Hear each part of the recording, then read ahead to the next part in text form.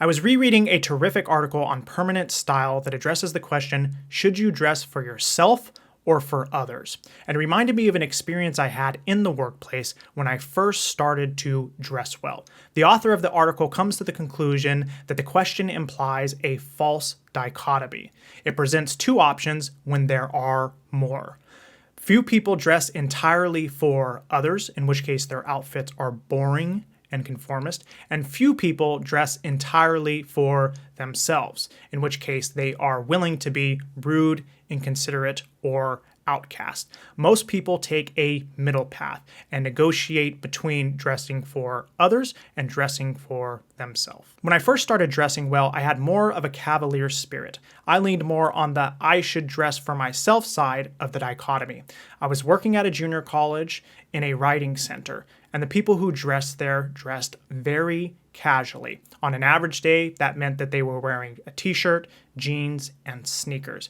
But because I was interested in attaining a full-time position at the college, I decided that one way that I could achieve that is by upping my presentation, upping the way that I dress.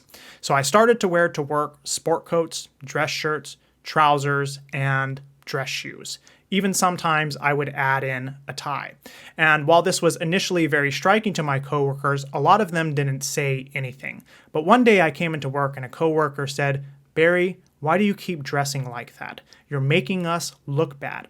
And my initial reaction was, I'm not making you look bad. I'm just making myself look better. That you don't dress well is your own responsibility. Now, admittedly, this was a knee-jerk reaction. But the more and more I reflected on what she said, and when the feelings finally dissipated, I realized she was making a very good point, which is this, that style is, at least in part, a form of good manners. To dress in accordance with a context is to take into consideration the feelings of others around you, which is what a gentleman strives to do.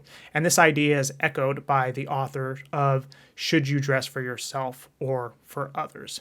In this case, I just dressed down my outfits. I took off the sport coat, but kept the dress shirt or replaced it with a polo.